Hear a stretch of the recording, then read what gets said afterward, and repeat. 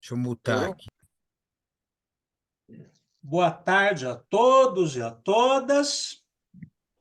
Vamos iniciar hoje a quarta edição do programa Poesia na Veia, neste 14 de fevereiro, que é também a data de aniversário de Augusto de Campos, o maior poeta brasileiro vivo, quem sabe do planeta Terra.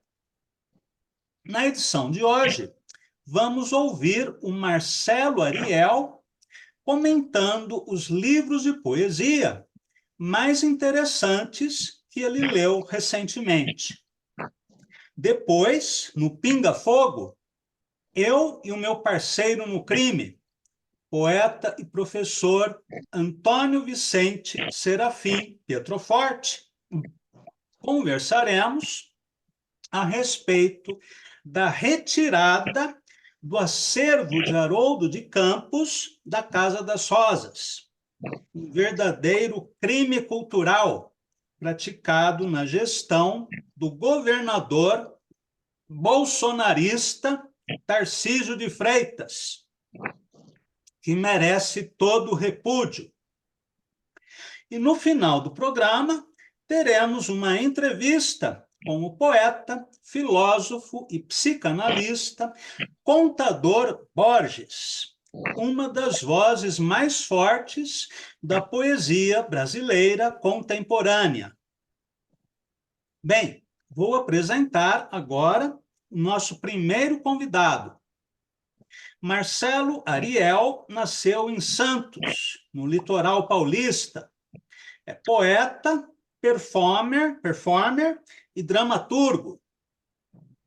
Escreveu, entre outros livros, o Tratado dos Anjos Afogados, Conversas com Emily Dickinson e outros poemas, O Céu no Fundo do Mar, A Segunda Morte de Herberto Helder e Retornaremos das Cinzas para Sonhar com o Silêncio. Marcelo, a palavra está com você. Bom, boa tarde para todos. Boa tarde para quem espera de tarde, bom dia para quem vê de manhã. Né? O Brasil sempre é noite, a noite profunda do Brasil. Vamos falar então de leituras, né? Eu leio muita coisa de maneira, dizer assim, caótica e internamente onírica, vamos dizer assim. Porque eu leio pilhas de livros, não leio mais um livro ou dois, eu leio pilhas, né? Então, tirei uma das pilhas, a luz está variando aqui, mas vamos lá. Eu vou começar com um livro de um poeta haitiano que vive em Curitiba, chamado Rei Celi. Esse é um poeta chamado Rei Celi, que mora em Curitiba. O livro Cada Dia é uma Manhã, a narrativa de um imigrante. Eu acredito que o Brasil precisa, né, é necessário no Brasil, ouvir os imigrantes haitianos e africanos que vivem aqui. De algum modo, eles podem iluminar certos aspectos da vida brasileira. Nós somos um país que é uma espécie de... Para mim, o Brasil é uma África interior, vamos dizer assim, é uma espécie de África nas Américas, uma segunda África. E o Rei Celi fala na poesia densa, que é uma transfiguração da experiência dele de imigração no Brasil. Eu vou ler só um poema curto dele. Você no mundo. O céu nasceu, Deus deu, ninguém é réu, tudo é seu. Esse é o Rei Celi, aqui, publicado pela editora Tela Aranha. Cada dia é uma manhã, narrativa de um imigrante. Recomendo. O outro livro, eu acho que a poesia está em tudo. É um pássaro que posa onde quer e, para mim, posa em tudo, em todas as coisas, né? São as cartas que eu acho densamente poéticas do Jorge Augusto Xavier de Almeida, que escreveu pela N-1, Cartas do Latão. O Jorge Augusto é um militante do MST e ele foi perseguido, né, pelo governo brasileiro na época, do governo do protofascismo, né, que ainda está por aí, o governo bolsonarista o perseguiu, ele foi preso porque acusaram ele de ter roubado um grampeador e ele escreveu essas cartas aqui da prisão, que eu considero uma espécie de quarto de despejo. Tem uma importância do quarto de despejo esse livro para mim. Cartas do Latão. E eu vou ler um trechinho para vocês também. Eu disse ao Leandro sobre a forma que penso, referente à possibilidade de podermos nos manter vivos após a morte. Já falei um pouco disso a você, mas com o Leandro fui além. Em resposta a tantas perguntas, de início tentando suprir suas curiosidades. Eu disse ao colega que a única forma que creio de nos mantermos vivos após a nossa morte biológica seria através da transmissão da nossa carga genética aos nossos descendentes. O que os nossos ancestrais já haviam feito conosco, portanto, viviam em nós. As vidas passadas estão em mim. Penso que nós ainda não desenvolvemos a nossa capacidade plena de vivermos e revivemos os nossos antepassados em nós. Eu acredito que falta isso para todos nós, falta nós vivemos os nossos antepassados em nós, vivemos de novo, né? As memórias que cada um de nós deve ter, eu acredito muito na memória imanente de Canudos, da revolta dos malês, inclusive o Rei Celi comenta também, né? O Brasil poderia aprender muito com a Revolução Haitiana. Falta o Brasil acordar. Então, tanto o Jorge Augusto Xavier de Almeida quanto o Rei Celi são autores que eu considero de uma escrita poética política, de insurreição. Aí eu vou para outro lugar completamente diferente. Vou para uma autora que o Brasil ainda não valorizou como deveria, que é uma autora, inclusive, que se matou, ligada a uma mulher revolucionária para mim também, no sentido ontológico, né? Muito à frente do seu tempo, e uma poeta extraordinária, que é Maria Ângela Alvim, de uma família de poetas. Aqui saiu pela Cília Alvim, organizada pelo Marcos de Carvalho, essa obra completa dela saiu em Portugal. Aqui no Brasil existe, a editora do Unicamp lançou um volume que contém, mas está esgotado, contém boa parte da obra dela. Isso aqui é a obra completa. Uma superfície, toda a poesia. A luz aqui continua oscilando, né, no Brasil. E vamos ler também um trechinho, né?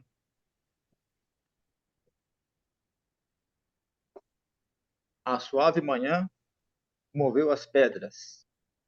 Brilham os caminhos dos homens. Quem se perdeu? Sonha o mundo e se me ausenta tudo que vi, o sentido me sobra. Esse esquecido, que é o próprio sono adormenta. Vem da infância que se alenta, de um remoto amor vivido. Ah, vem da palavra sedenta, assim com a dor de ter sido. É sempre a verdade adversa, ainda a pesquisa constante na palma pobre submersa. De menos ser dentro de mim, raiva e verbo obsedante, rondando no meu confim. Ela é uma mestre de sonetos, né? Ela foi muito elogiada pelo Herberto Helder e Jorge Lima. O Brasil precisa descobrir Maria Ângela Alvim. No outro extremo, eu sempre recomendo o extraordinário poeta palestino Mahmoud Darwish. Aqui é um livro dele, nós podemos chamar de poema em prosa, da presença, da ausência.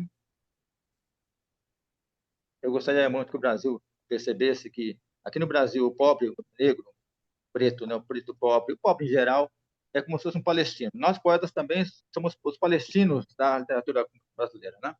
A maioria dos poetas brasileiros são, de uma certa maneira, obscuros.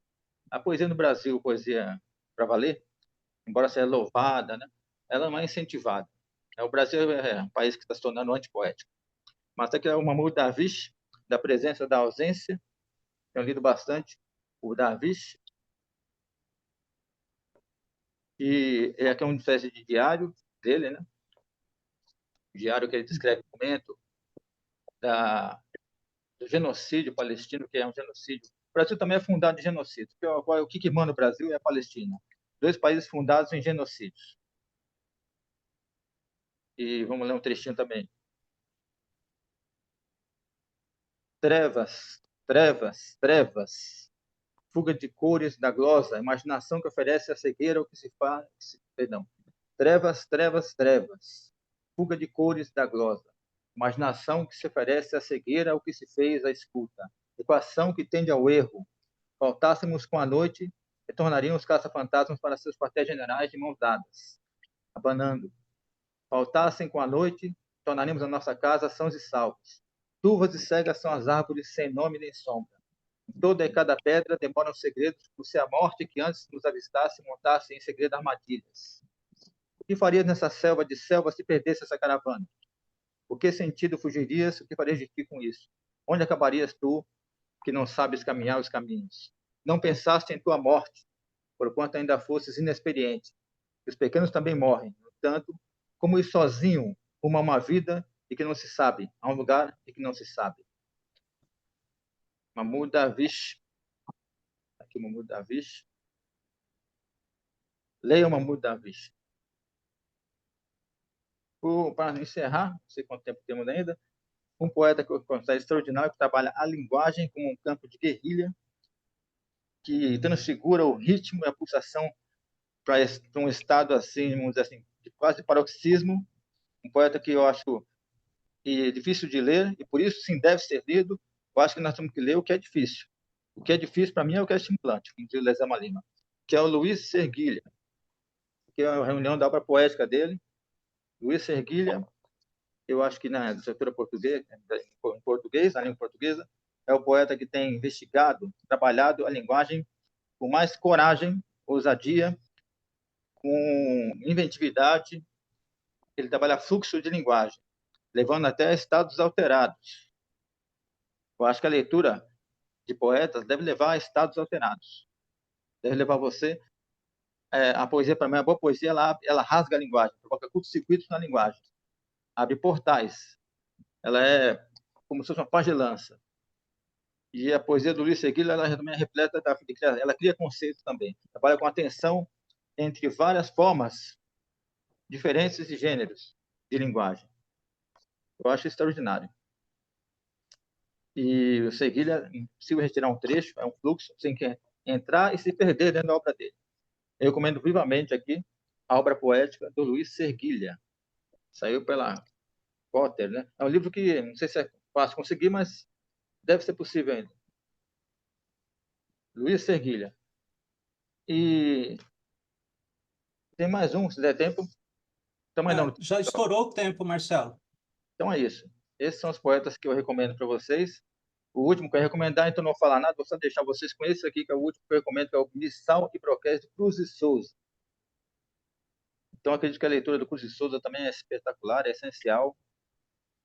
Acho que o cruzamento entre Cruz e Souza, Mahmoud Darwish e o Rei Selle, poeta haitiano, que eu recomendei aqui para vocês, essas leituras todas são uma espécie de amálgama de estados de fúria e de insurreição. É isso que nós precisamos no Brasil: fúria e insurreição. Com Obrigado, Cláudio. Obrigado. certeza. Até a Maravilha, próxima. Marcelo. Muito obrigado pelas suas palavras. Em função do horário, né, como o contador Borges precisa sair um pouco mais cedo, acho melhor a gente começar a entrevista agora e deixamos o pinga-fogo para o final. Vicente, você poderia apresentar o contador Borges? Oi, eu não vou fazer uma apresentação formal do contador, porque afinal de contas isso não tem cabimento, né, Augusto? Nós somos amigos há muito tempo, então eu vou dar mais as minhas impressões pessoais sobre o contador do que de desfiar aqui, né, o que seria interminável, traduções, eventos dos quais ele já participou, palestras, debates, né, tanto na poesia quanto na prosa e quanto no drama, não é, Augusto? Você sempre esteve envolvido aí com teatro, sempre com poesia, não é? E então, Augusto, eu conheci o Augusto na Casa das Rosas e quem me apresentou o Augusto foi o Cláudio Daniel, quando a gente fazia aquele programa lá do Rompendo o Silêncio. Eu lembro que no primeiro ano a gente contou com o Cláudio, né, numa das noites, e logo no segundo, segunda temporada, né? Isso é por volta de 2000 e... Olha quanto tempo, Augusto, já faz 20 anos, é uma vida aí, né, de amizade. Faz, ó, foi por volta de 2007, né? Que a gente fez a entrevista com o Augusto, aí eu li até então toda a obra dele, né? Claro, ele fez muito mais, né? De lá para cá, mas eu lembro que eu li o Ângelo Latria, li. Não eram muitos livros na época, Augusto, eram uns dois ou três, né? Depois, nesse tempo todo, que você produziu um monte, não é? Você tinha algumas traduções já na época, bastante significativas. Eu lembro que a gente leu a tradução do René Char, não é? A tradução do Nerval, né? Do Aurélia que você fez, né? Agora, o que sempre me chamou a atenção, assim, que é o que acaba nos unindo mais quando a gente troca ideia, né? É sobre o Marquês de Sade, né? Sacher Masoch, toda essa turma, assim, dessa literatura, né? Com esse imaginário, e que a gente conversa bastante, né? Você trabalha bastante isso, inclusive o seu último livro está até aqui, Augusto, eu acabei de ler. Amadores. Para quem está fazendo as dicas, eu queria recomendar Amadores, do Francisco dos Santos e do Contador Borges. O Francisco fez as ilustrações. Esse livro eu gostei muito. Ele é dedicado ao Glauco, né? E você, assim, dedicou a mim, né? Gentilmente. Você sempre é um cavalheiro. Muito obrigado, tá, Augusto? Então, querido. Esse é o Augusto Contador Borges, né? Uma figura assim, importante assim, na literatura brasileira. Quem já teve o prazer de ler os poemas, né? Sabe de quem eu estou falando, né? Uma pessoa assim, que tem conhecimento da literatura canônica, né? Mas também conhece assim, o universo pop, o universo contemporâneo. Também gosta de histórias em quadrinhos, né? Como Cláudio também. Nós vamos falar disso daqui a pouco, quando a gente for falar dos livros, não é? Mas o que eu queria era agradecer, Augusto, a sua quando você aceitou participar, trocar uma ideia aqui com a gente, todas as vezes, né, eu sempre falava, ô, Cláudio, vamos lá, a gente não pode esquecer nunca o Augusto, ele também falava, aí dessa vez os dois, assim, Augusto, vamos chamar o contador Borges para a gente trocar uma ideia. Então, o que que você acha, Cláudio? Vou começar com uma primeira pergunta, já que eu estou Claro, abrindo, aí depois você pega. Augusto, eu vou te fazer uma pergunta que eu fiz já naquela época lá do Rompendo Silêncio, né? Uma pergunta que tem 20 anos, e você responde ela sempre muito bem, né? Então, para que as pessoas consigam ver o alcance disso, né? E o alcance, assim, da abrangência do que você estuda, né? É porque o Augusto, ele, acho que essa frase é do Pound, né? Que dizia que o especialista perde os contornos. Se não for do Pound, me desculpam, né? Me desculpem, mas eu acho que é dele. E o Augusto nunca foi um especialista, né? Ele nunca perdeu os contornos, então ele transita de universos assim muito díspares de um para o outro, né? Quando você traduziu o Aurélia, né? O Aurélia ele tem, sabe, se eu não me engano, é o Todorov que faz uma crítica dele, falando que ele seria o único romance, não é? Que realmente ficaria entre aquilo que ele chama do estranho, né? Que uma hora se explica, do fantástico, que é fantástico mesmo, tal, não é? Que seria o maravilhoso, não é? Que ele chama uma história assim que tenha algo sobrenatural.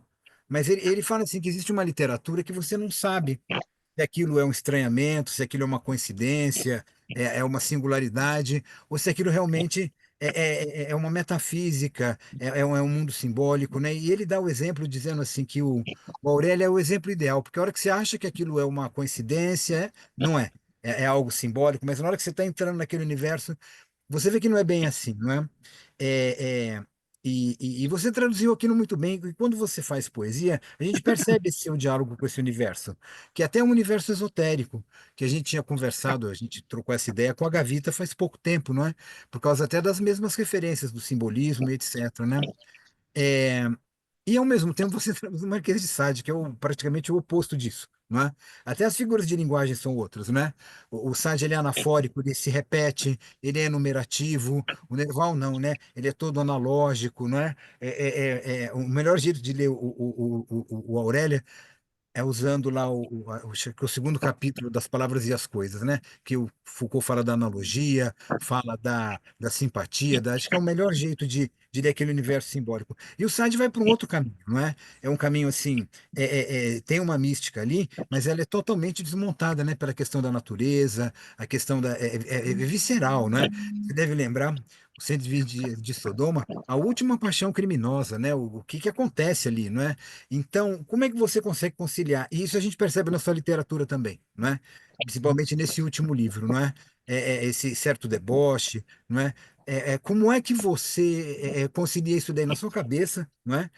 Como um intelectual, e como é que você, a mediação que você fez com as traduções, né? Que você traduziu o Nerval e você também traduziu o Sade, não é? E como é que isso se resolve na sua poesia? Uhum. Puxa, eu quero agradecer o convite de vocês, meu caro Vicente Petroforte, meu caro Cláudio Daniel. Deixa um abraço aqui para o Ariel também, não é? Que está presente conosco. e agradecer o convite simpático que vocês fizeram. Um prazer estar aqui com vocês e com o nosso auditório aí oculto, não é? Por trás aí, não é? Que pode estar nos assistindo. Então, meu abraço poético a todos, não é? Meu caro Vicente, essa é uma questão complexa, absolutamente complexa, não é? Porque trata justamente disso, do complexos, né? Do entrelaçamento aí de camadas de textos, de linguagem, de discursos diferentes, não é? Cada um trazendo o seu gênero, não é? Mas eu acho que a resposta ela pode, de algum modo, emanar justamente disso, do complexo, não é?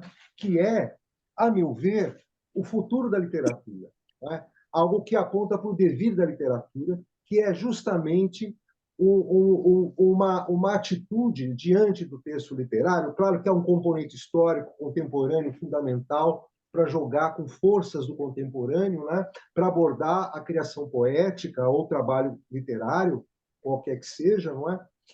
Que é justamente algo que está imanente em toda a história da literatura, que é uma atitude pulsional do artista, do escritor, que tripudia com os gêneros literários. Né?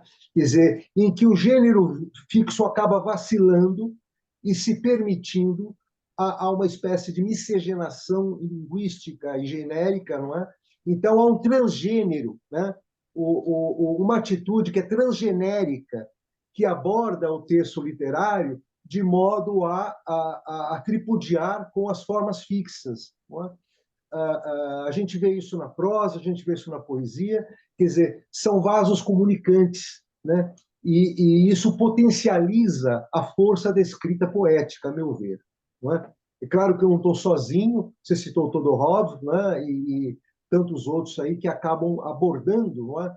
A matéria literária desse modo. Quer dizer, eu estou desenvolvendo, eu publiquei um artigo, quer dizer, um ensaio, mais ou menos a esse respeito, que vai se transformar num livro, que é Esboço para uma Centaurologia, né? Em que a figura do centauro é o mote para a gente entender justamente essa relação com gêneros diferentes para produzir uma resposta literária a isso. O fato do Marquês de Sade, um autor com o qual eu convivi durante muito tempo, né, ter uma abordagem materialista, ele era um grande materialista, né, não impedia ele, justamente na sua crítica às instituições, não é? Da sua época, a igreja, não é? Ao poder, né? Secular, né? Não só o espiritual, mas o secular, a relação com as instituições políticas da sua época, não é? Em que ele detona, através da sua palavra, não é? Promove uma verdadeira revolução ali de linguagem, não impede ele de justamente de falar da natureza de um ponto de vista mais amplo, não é? E a maneira de Spinoza, até, a gente pode fazer um cruzamento, substituir Deus a ideia de Deus pela natureza, mas justamente naquilo que vai além de Deus. Não é? Eu gosto muito do Georges Bataille, quando fala que o que é Deus, senão aquilo que supera a ideia de Deus, né? Que está além, porque nos coloca numa relação com uma experiência de limites, né? De exceder os próprios limites. Então, acho que a literatura tem que buscar sempre isso, não é? E como uma experiência de limites. Essa experiência de limites, ela também é uma experiência com os gêneros literários, com as formas literárias e tudo mais. Não é? Eu não sei se eu respondi a questão, mas foi uma tentativa. Obrigado, Augusto. Certo. Agora, Cláudio, passa a palavra. Tá. Não, eu quero fazer só uma pergunta. Contador, fale um pouco para nós sobre como é o seu processo criativo. Você pensa primeiro no tema, em uma imagem, uma sonoridade, um verso. Como nascem os seus poemas? Eu sou um vampiro, sugando os outros, sugando os poetas que eu admiro, tanto contemporâneos como não contemporâneos. Não é? Quer dizer, eu só sei escrever lendo. eu não faço muita distinção entre isso. A escrita é uma leitura, não é?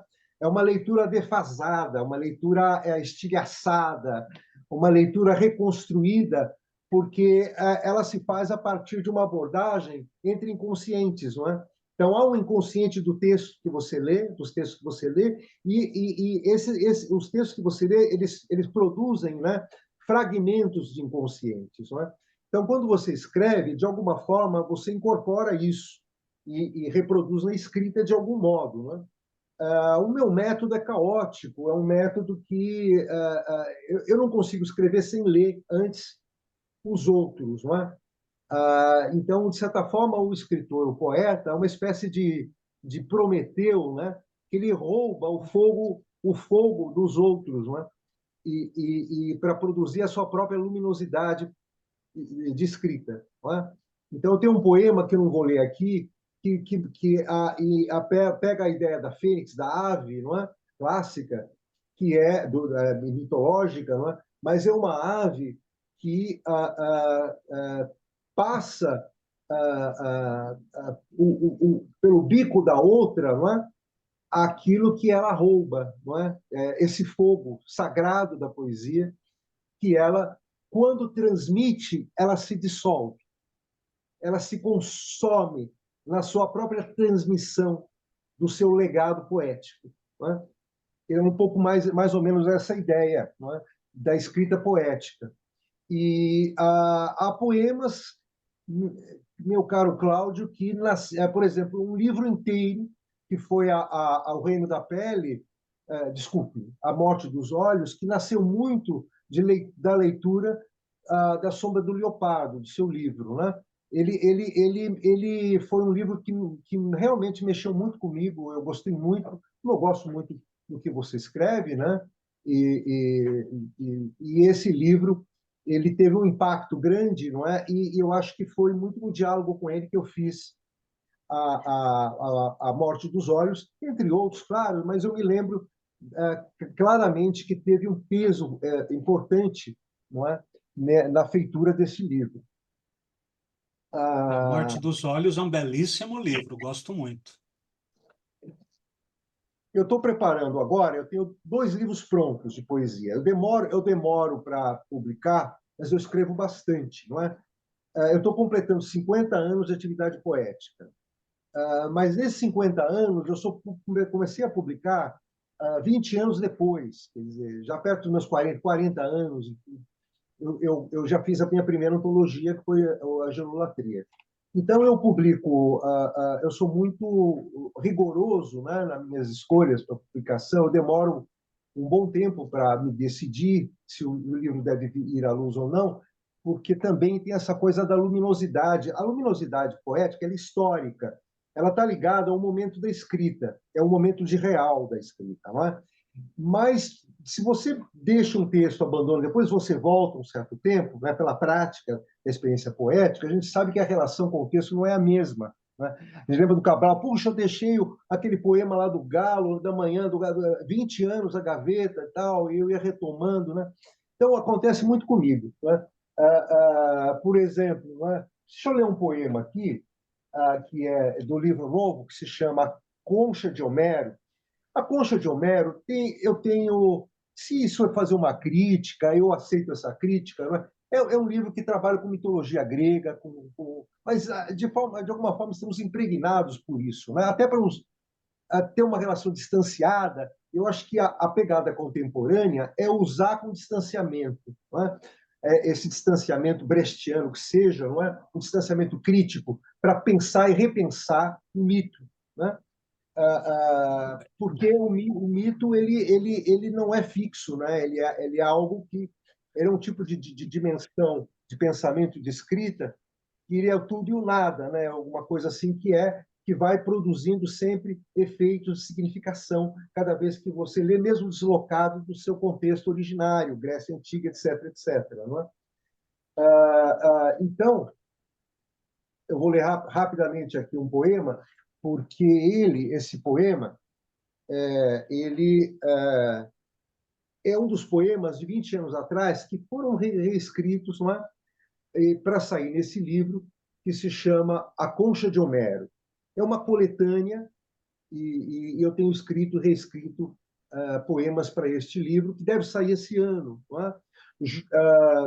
Os dois livros que eu preparei que estão prontos praticamente é este, A Concha de Homero, e o outro que se chama é um livro só de sonetos, são 100 sonetos.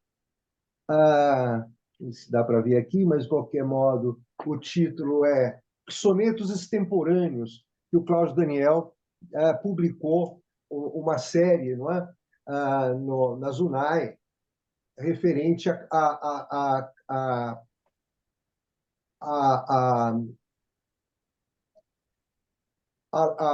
Safo de Lesbos, não é? Mas, enfim, eu vou ler um poema. Quanto tempo tenho ainda? Que eu quero deixar o tempo para vocês fazerem a discussão, né? Me dá mais ou menos um tempo que eu tenho ainda de fala. Mais uns 10 minutinhos, contador? Tá, 5, 10 minutos? tá bom. 10 minutos? Então, deixa eu ver aqui. Eu posso encerrar 15, então, para as 4, é isso? Tá Se bom? tudo bem para o Vicente, tudo bem para mim. Tá bom para você, Claro, Vicente? claro, tá ótimo. Pode prosseguir.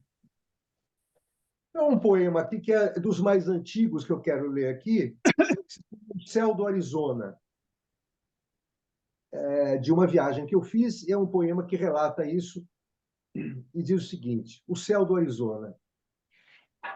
Enquanto eu olhava o céu do Arizona, escorpiões entraram na sala sem pedir licença, como soldados brandindo armas nada amigáveis, por mais que isso seja um costume local. E você ainda me informa que sua avó quer aprender francês antes de ir à clínica de recuperação? O que posso fazer?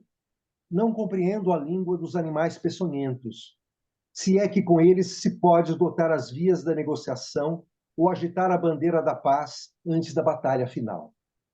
Os monstros que conheço são inócuos e remotos, como seres jurássicos de meu jogo de armar, trancados no armário da primeira infância. Para piorar, o telescópio quebrou nesse sábado, e só dá para ver a olho nu o eclipse da Lua, ruborizada com o que fazem na Terra. A Lua é um imenso brilhante no território Yankee. Pobre Selene, nas mãos de dirigentes sem alma, em meio à parafernália das guerras anacrônicas, todas e potencialmente atômicas. Mas não há como sonhar com ela, a Lua, sem tornar ridícula a conversa diante dos pulos histéricos de Armstrong. Com 1000 crateras, o que fazer agora? O resto da noite erramos nas ruas, sem neve, num frio de não sei quantos graus Fahrenheit.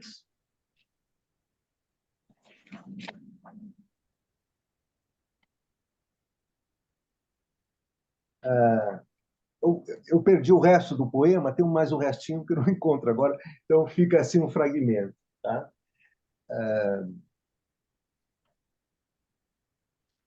Vou.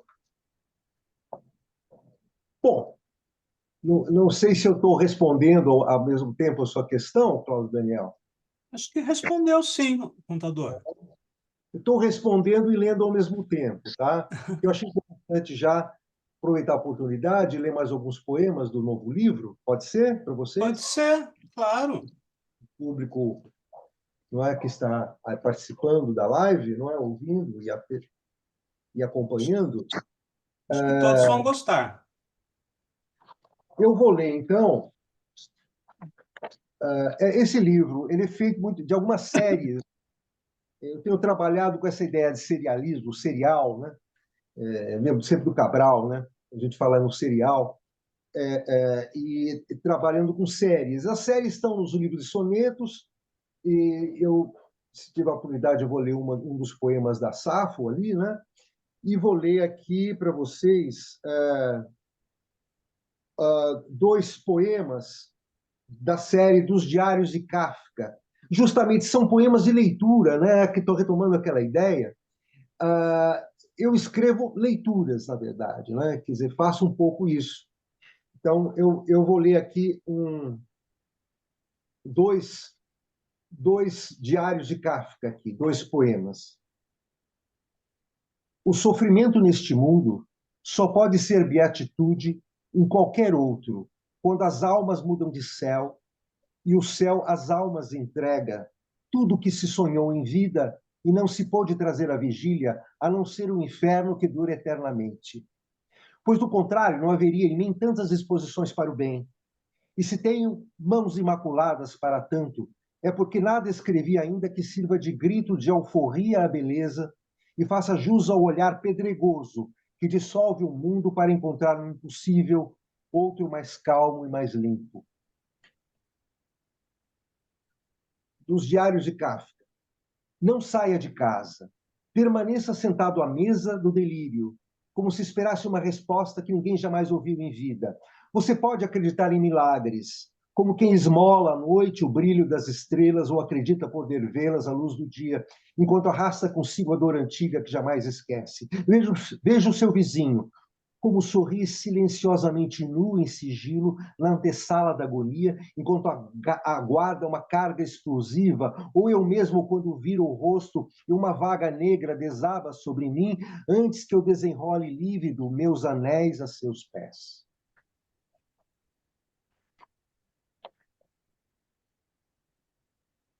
Eu gostaria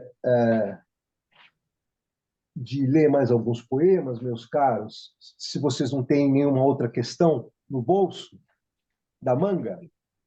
Pode ler mais 1 ou 2 poemas, Augusto. Muito bem.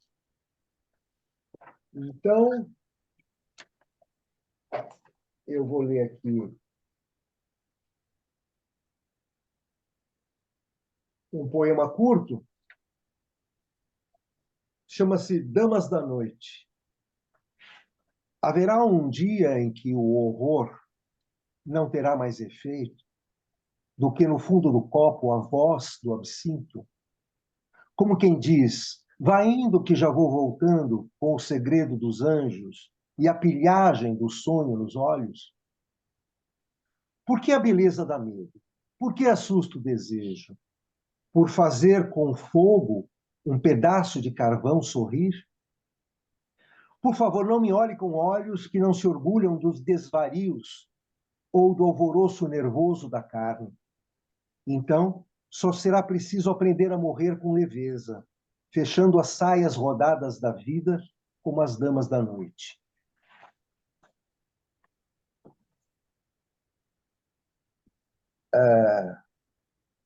Tenho mais um tempinho, pelos cálculos que eu fiz aqui, meus caros. Então, eu vou ler aqui dos sonetos, do livro de sonetos, não é? Dos sonetos extemporâneos, que é sempre uma ideia de jogar, justamente retomando aquela fala que fiz a partir da pergunta do Cláudio e do Vicente. Eu acho que ambas têm a ver com isso, não é? Que é uma produção poética a partir das leituras, não é? De algum modo, a tradução da poesia ajuda muito isso. Não é? Aprendi com o Haroldo, que ele fala que traduzir é uma forma de você aprender a escrever poesia. Não é? Eu aprendi a fazer sonetos, embora tenha lido os nossos clássicos, não é? Passando por Camões, Bocage, chegando nos contemporâneos, modernos, como Vinícius de Moraes, excelente sonetista, né? Entre outros e tal, né? Espanhóis e tudo mais, né? Lendo os mais clássicos, ainda Petrarca, um dos grandes mestres do gênero, né? E Shakespeare. O meu também tem 100 sonetos, né, meu livro. Mas esses sonetos eles são produzidos a partir de leituras, né? Então, eu fui lá, visitei os poemas da Safo, das traduções, e eu vou ler aqui um poema aqui, um soneto. Dos amores sáficos. Outro dia, quando voltavas do templo, após queimar nos altares o incenso perfumado, a lua tocou tua fronte com os dedos rosados. Eu fiquei tonta. O deslumbre me ofuscou os sentidos. E nesse instante, temi pelo juízo, pois o que vi não era só beleza, mas a tua metamorfose em Deus. Por certo, sou etérea, filha da noite, então pensei em me transformar em loba para matar com teus beijos minha fome. Altiva me ignoras como um espectro, a própria sorte.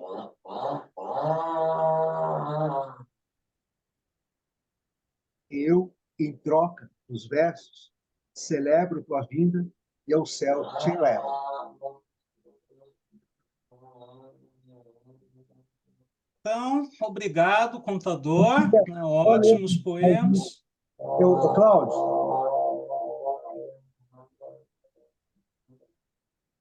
pede para desligar lá, Maria.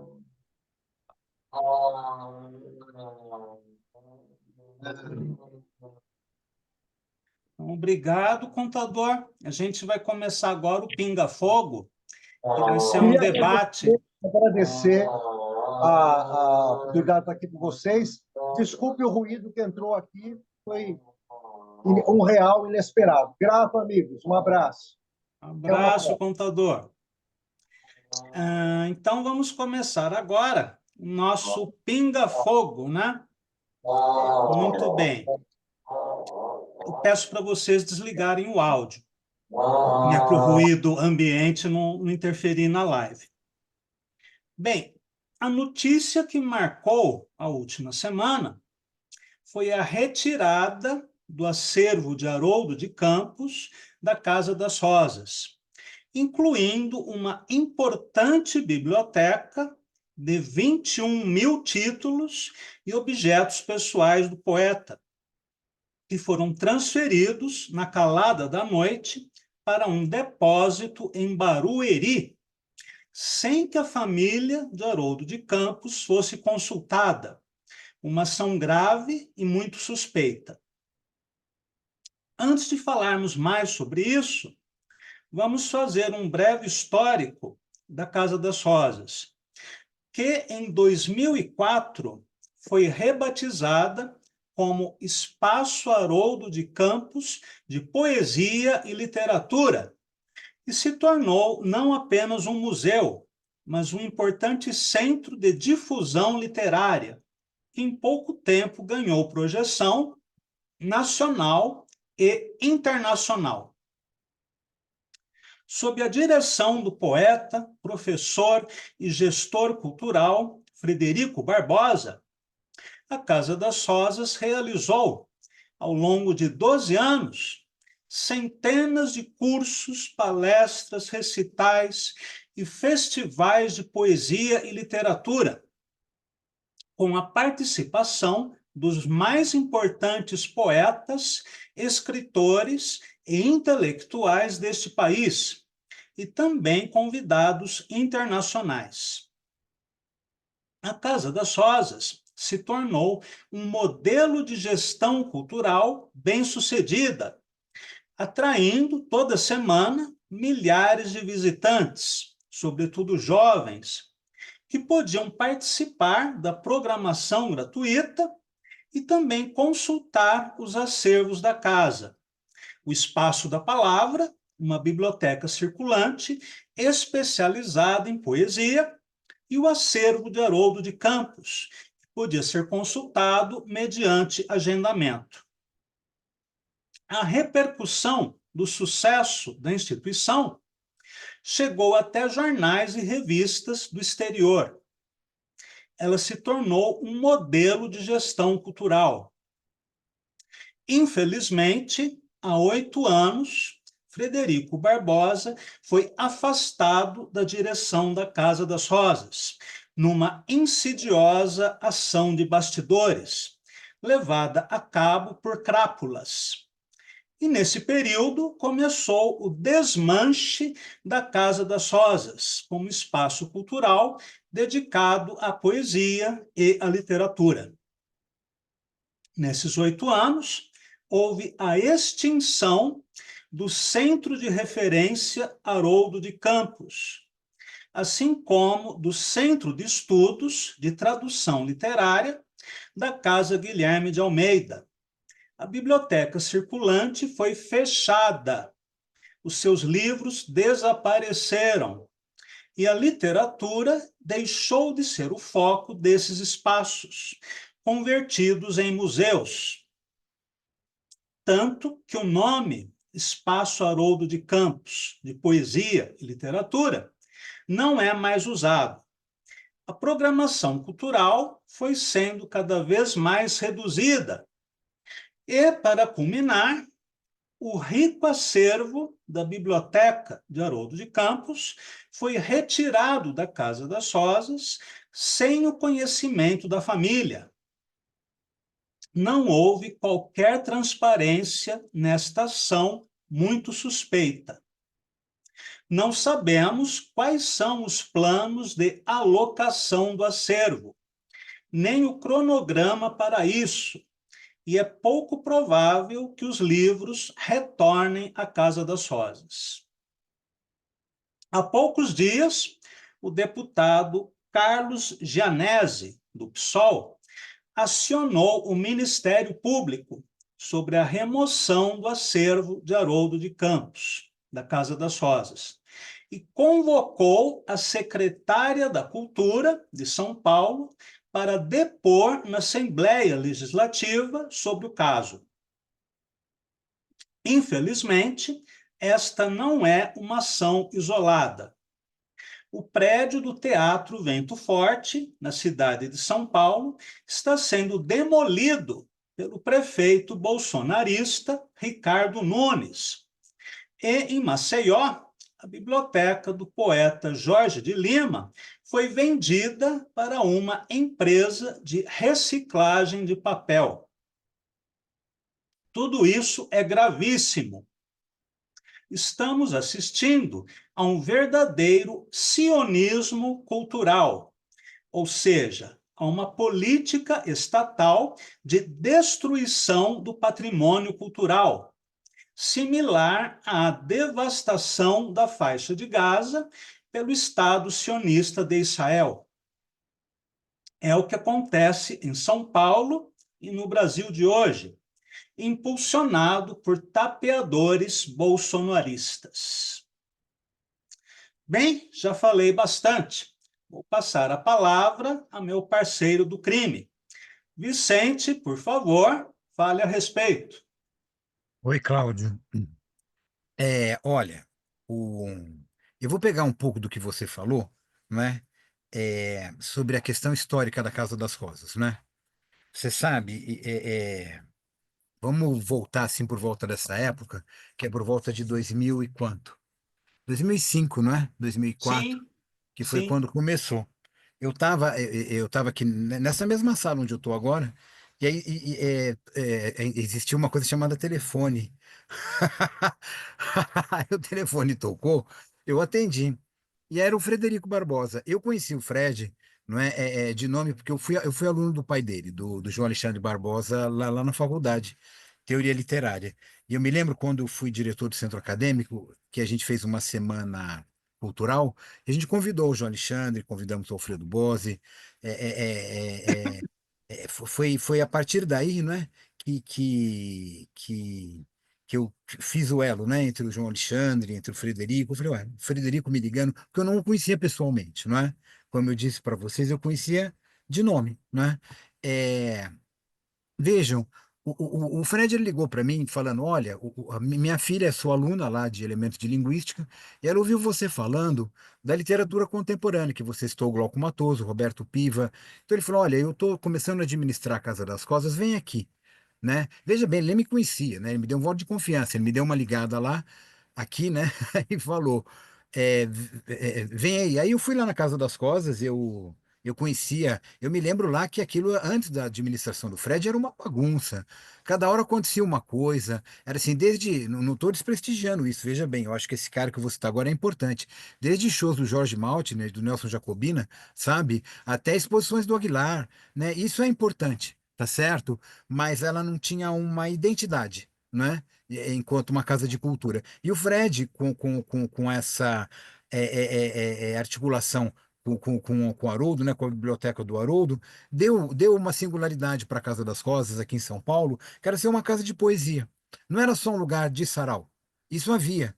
e ainda usar. Mas era outra coisa. Era um lugar em que você fazia debate de literatura, em que você conhecia poetas, em que você tinha oficinas literárias, né? E quando ele propôs o Rompendo o Silêncio, né?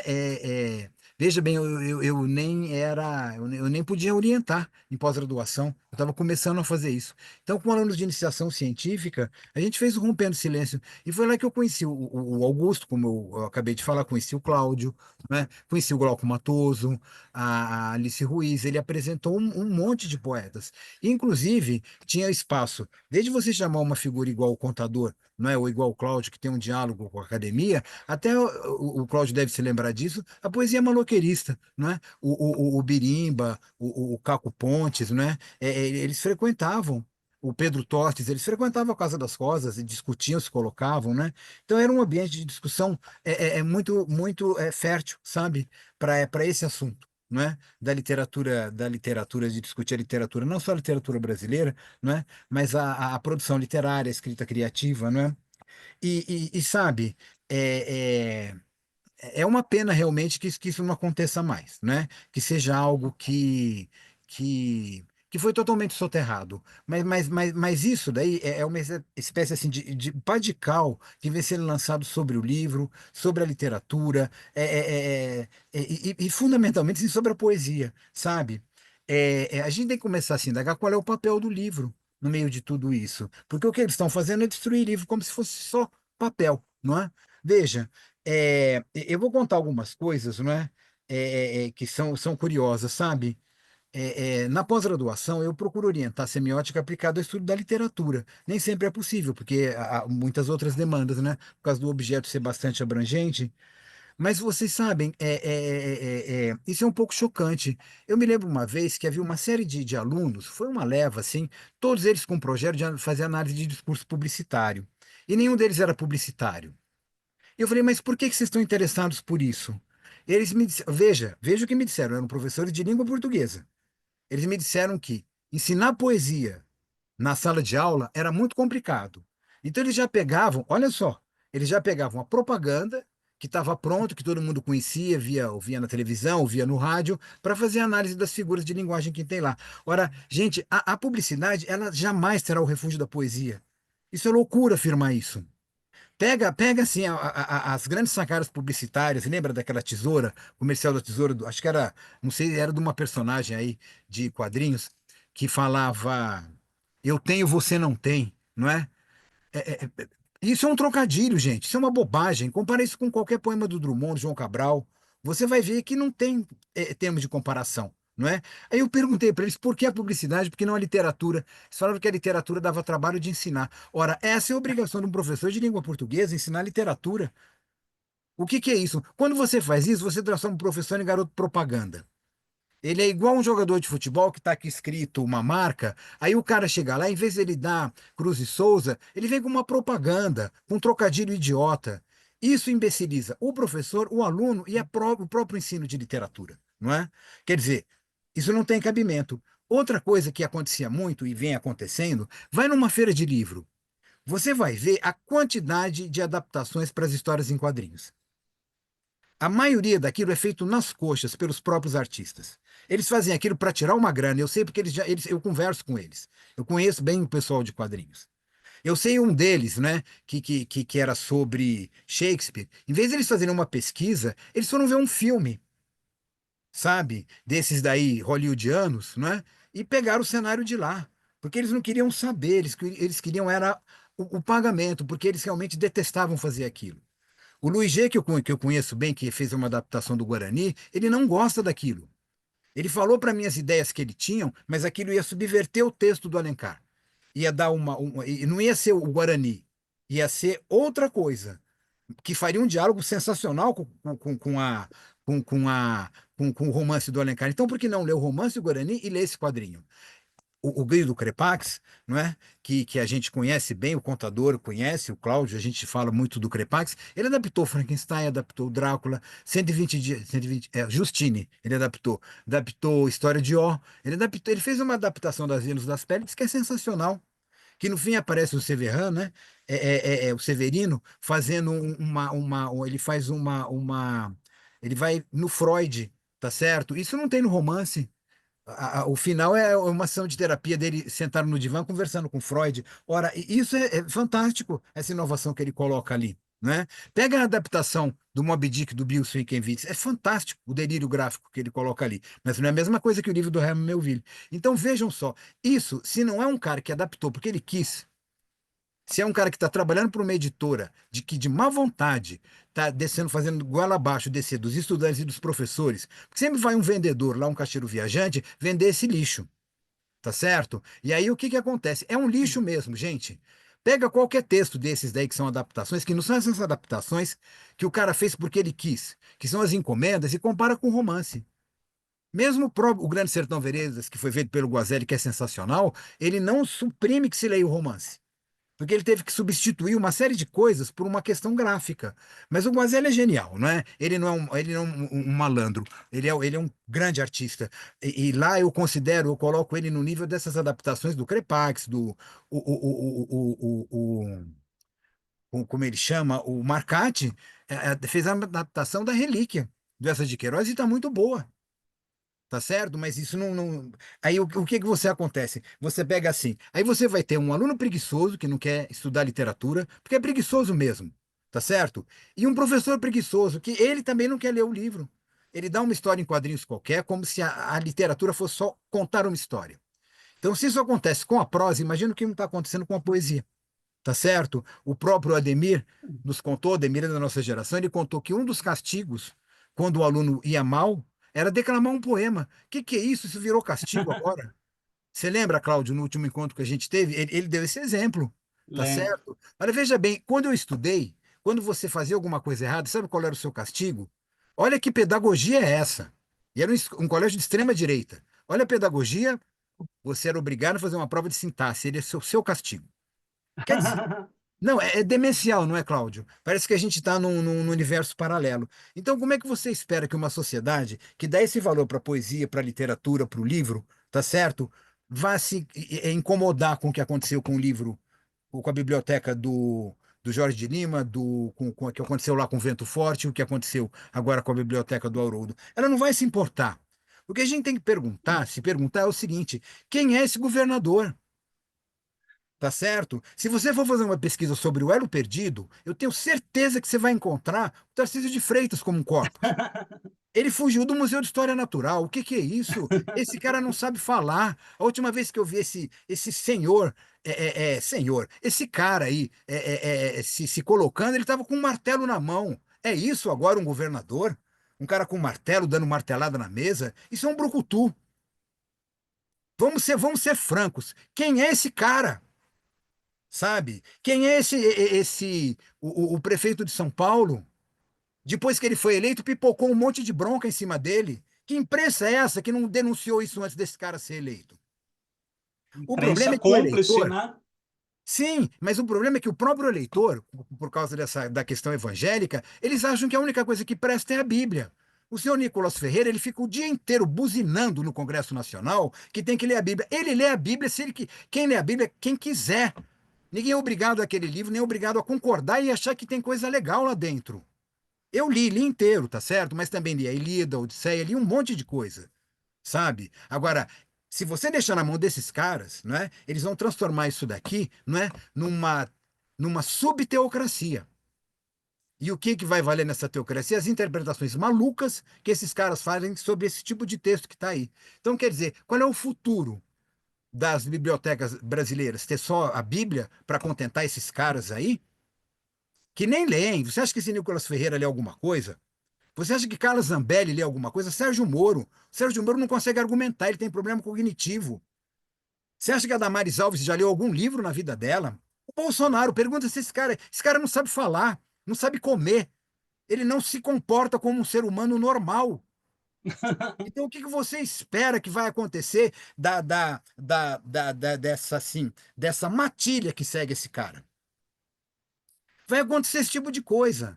E a população, ela tem que enfiar uma coisa na cabeça, assim, é, é, é, é, qualquer revolução, se é uma revolução mental a respeito do mundo com o qual você está lidando, não adianta nada, porque você vai repetir a mesma, a mesma, assim, é, é, é, a mesma estupidez, é isso. As pessoas têm que aprender a lidar com essa questão, não é? Então você tem que olhar para um governador e falar: o que que esse cara tem lido ultimamente? O que que esse cara escuta quando ele ouve música? Ou ele escuta só sirene de polícia? Veja bem, a gente Trágico. está falando de um governador que colocou o senhor Guilherme Derrite na Secretaria da Segurança Pública. Vê quantas broncas esse cara tem na polícia. Na própria, ele não é um cara que foi expulso da própria rota? Então o que que você espera desses caras? Sabe? Vocês esperam o que deles? O que que a população espera dessa gentalha? Desculpa falar assim. Parece até piada. Mas o que esperar de um governador como esse? Que ele vai dar bola para a cultura? Meu, esse cara foi com o senhor Ronaldo Caiado em Israel. O que que ele foi fazer lá? Olha com quem que esse cara anda, um cara que está inelegível. Não estou falando só do Bolsonaro, estou falando do senhor Ronaldo Caiado também.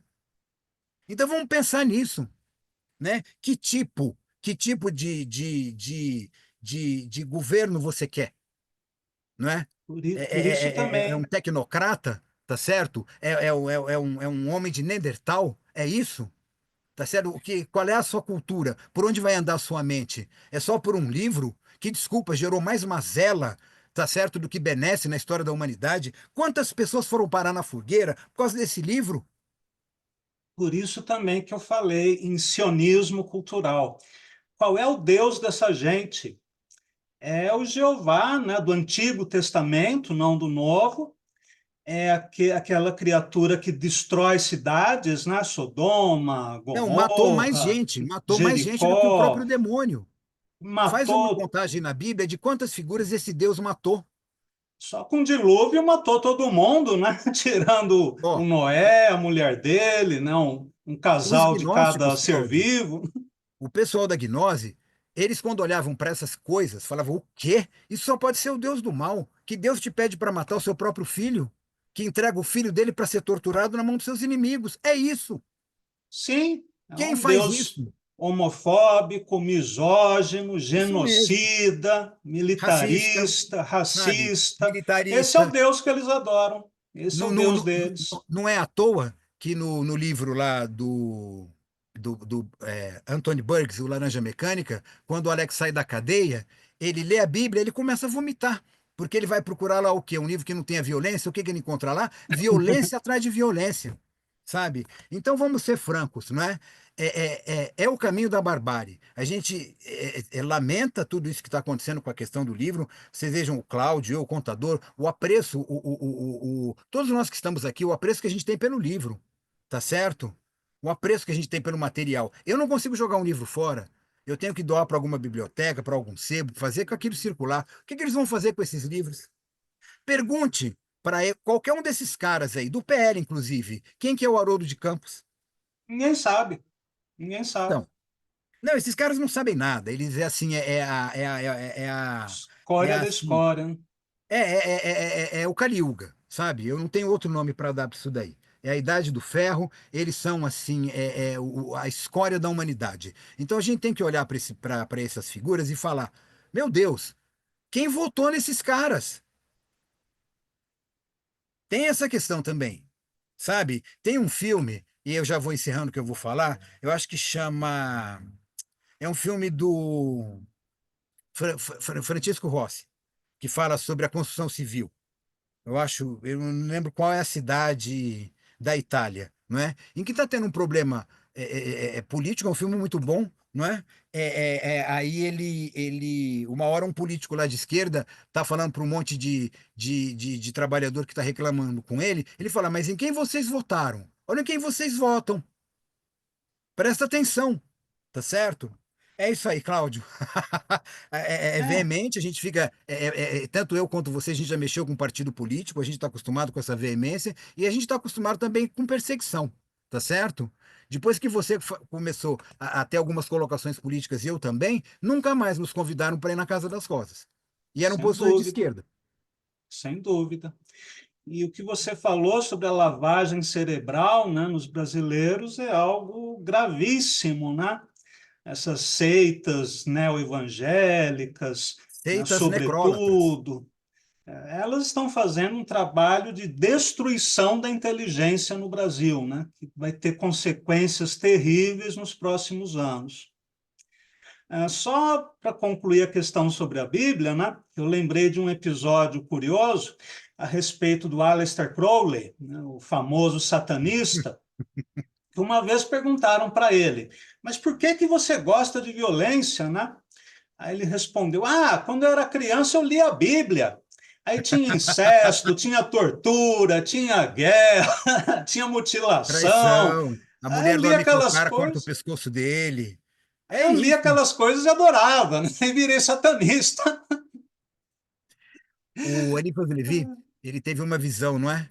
E aí ele perguntou quem que era aquela figura que estava com ele. Ela teria dito algo mais ou menos assim: Eu sou aquele que os sábios chamam de Satã, mas os idiotas chamam de Deus. É isso, é isso. Enfim, bem, eu não teria mais nada para acrescentar, né? Quer dizer, a gente poderia ficar horas e horas, né, Horas, aí, conversando. aí a gente poderia terminar, sabe? Com o som do Black Sabbath.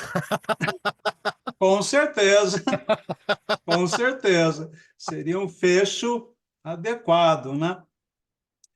Mas vamos ficar por aqui hoje. Eu agradeço muito ao contador Borges, ao Eu também. Marcelo Ariel, ao Vicente e a todos os que nos prestigiaram hoje. Então, até a próxima edição do Poesia na Veia. Até lá, pessoal!